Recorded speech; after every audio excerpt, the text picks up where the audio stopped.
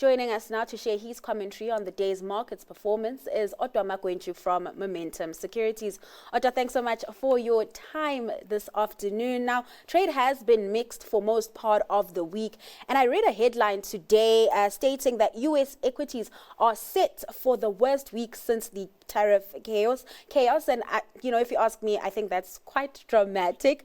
But there are some issues. Of course, we have issues around that Moody's downgrade that came through late last week. And we also have issues around that tax bill that's supposed to be passed soon. Just your reflection on markets performance over the past few days. Yes, the markets have been volatile, and obviously, as you said, downside in the U.S. Locally, we've had some good performances, and my outtake is America is losing its favor amongst investors as money loves stillness or quietness. So there's a lot of things happening in the U.S., especially the downgrade. I think it's quite important if you also consider that the Treasury bills have been also, if you look at the 10-year reaching or just climbing over 5%, we are seeing investors losing faith in the U.S., especially in these current times. And over the past 3 years, being carried mainly by the Magnificent Seven, and they're also struggling. Some companies, also interesting is the policies that they've made in this new regime.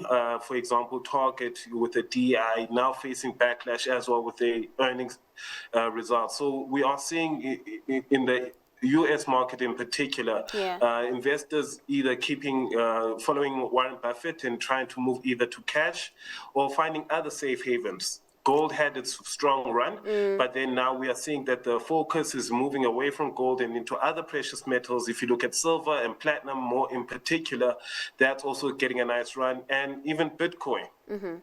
Odwa, you talk about those safe havens, you talk about precious metals, you talk about cash, and that's where you've been seeing some investors move their money. But, the rotation out of the U.S., are you also seeing perhaps investors moving into other equity markets, perhaps European markets, Chinese markets, or even here at home? I think we are seeing emerging markets really benefiting from this in particular. The EU is the quickest, or the US light, if I can, and that has gotten a lot of investments. If you look at the currency in particular, much stronger at this point, as I said, because of what's happening in the United States. China has also had a very strong run, quietly so. If you look at names like Alibaba, you look at names like NetEase, a gaming platform that side, that's also had a very strong run in recent days. BYD as well also came out this week saying that they even beat Tesla in Europe in terms of sales. They are gaining some favor. There are some favorable businesses that side for investors to put their money. But the EU has been one of the best places to move money. Okay, let's get into some company news. NPAC out with results today. They've posted improved numbers with HEPS from continuing operations up 5%. The group pointing to margin management and improved efficiencies. Is this one that you're looking at, Odwa, considering that it seems like that turnaround strategy really is gaining traction? Yes, if you look at the businesses, they've gained a lot of traction, especially in the diverse South African and also Angola. They've got some strong growth in that front, even though, for example, they stated that in Angola, the environment is not the best. However, they are seeing strong traction in that front. Cost management has been a very strong thing for them. And if you look at the net financing costs, they also managed to reduce that almost by 40%. So the turnaround strategy does seem to be in play and does seem to be working out well. And with revenues also jumping quite strongly, I think they are worth looking at, not to be ignored at this point. All right, so let's move over to Quantum Foods. Their profits tripled due to strong demand and better operating conditions. The group, however, did not declare a dividend, and they are quite cautious about, outbreaks of the bird flu. Just your analysis on those numbers. Very, very beautiful numbers. As you said, triple the revenue. Sorry, the underlying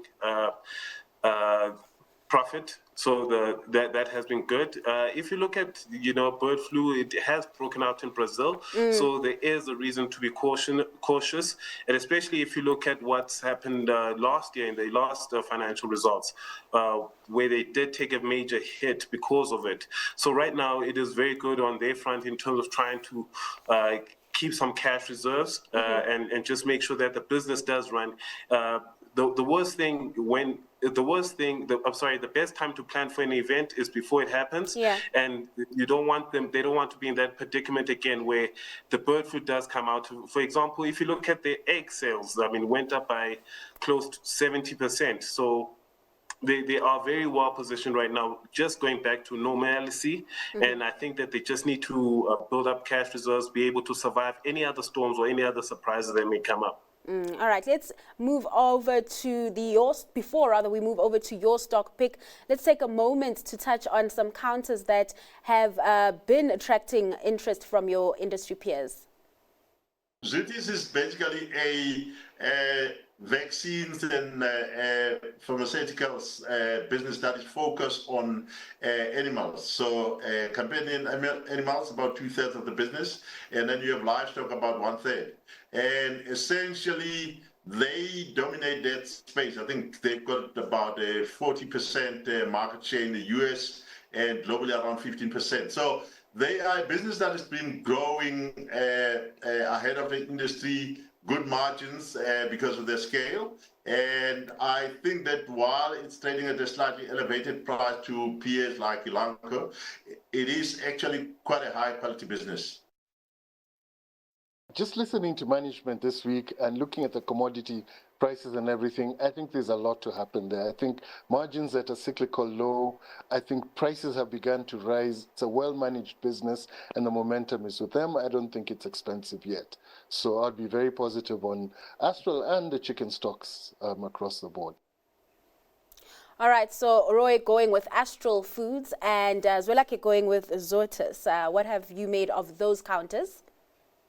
I think they're very good counters. Zoetis, one I've never heard of before. However, just having looked at the financials, he wasn't lying about the good margins, nearly 30% in net income margins. So, very profitable business on that front. And with Astral as well, I think coming up from a low base, feeds are much cheaper right now, so that they're also benefiting from that. And then again, everyone is produce right now seems to be very hot, especially if you see what's happening in the poultry market. All right, let's get your stock pick. Where are you seeing opportunity at the moment? Right now, I'm going with Google. I think they had a showcase 2 days ago. The implementation of AI is quite an interesting one, and I think they are going to benefit quite drastically from it. For example, Google Meets with live translation. I think that's going to be very great, and also they have been well positioned. They do have some nice cash reserves as well, and that's why I'm going with them. I think that they are ready for the next step. And Odwa, are you not concerned about, the DOJ case, competition authorities just slamming down on Google recently? Yes, with regards to Chrome and also with what they have with Apple, they deal there. I do think that it will raise issues in the near future. Right now, at this point, court cases do tend to take a very long time to come into fruition, or should anything happen. So with this immediate, with what's happening right now, I think there's quite a bit of opportunity in the short term. All right, Odwa, thanks so much for your time and sharing your insights on trade at midday. That was Odwa Magwentshu from Momentum Securities.